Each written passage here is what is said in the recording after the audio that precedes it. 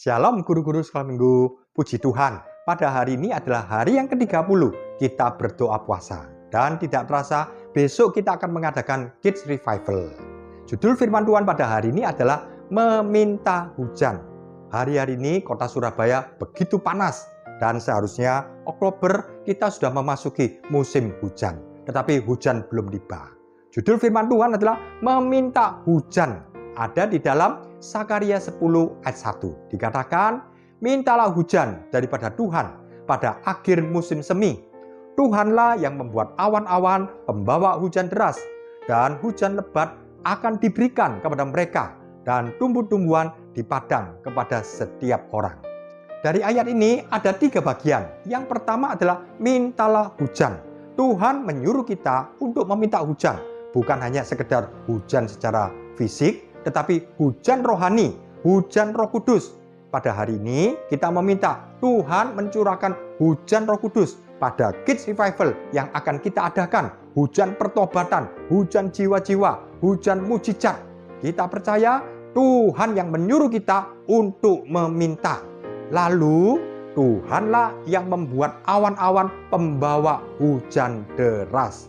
Kita hanya minta hujan, tetapi Tuhan memberikan awan-awan pembawa hujan deras. Bukan hanya sekedar hujan rintik-rintik atau hujan gerimis, tetapi hujan deras. Artinya Tuhan memberikan sesuatu lebih daripada apa yang kita doakan.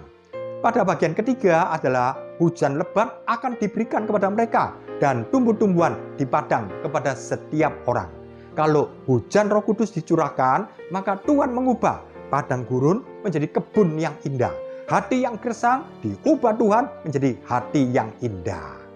Sakarya 10 ayat 1. Kita disuruh Tuhan untuk meminta hujan. Kita minta kepada Tuhan hujan Roh Kudus. Dan Tuhan memberikan awan pembawa hujan.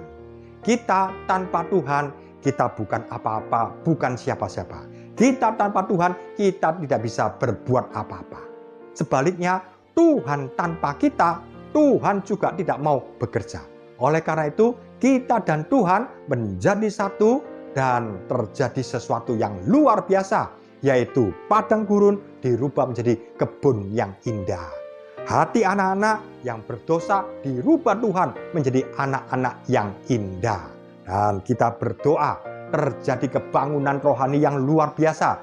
Hujan Roh Kudus, hujan pertobatan, hujan mujizat, hujan jiwa-jiwa dicurahkan. Dan hari-hari ini kita berdoa terus-menerus tanpa berkeputusan. Kita berdoa terjadi kebangunan rohani yang dahsyat. Kita dan Tuhan kerjasama menghasilkan satu proyek yang luar biasa. Pastikan kita semua guru-guru sekolah minggu bekerja sama dengan Tuhan, maka terjadi sesuatu yang luar biasa.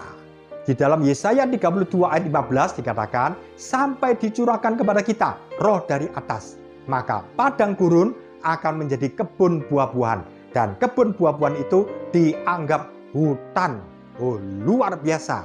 Kita akan melihat anak-anak yang berubah. Dan mereka bertobat sungguh-sungguh. Dan mereka bertumbuh menjadi kebun buah-buahan. Dan begitu lebat dan anak-anak semua indah di hadapan Tuhan. Mari kekasih Tuhan, kita berdoa bersama-sama. Bapa kami dalam surga, Tuhan Yesus, terima kasih Tuhan. Kami meminta hujan.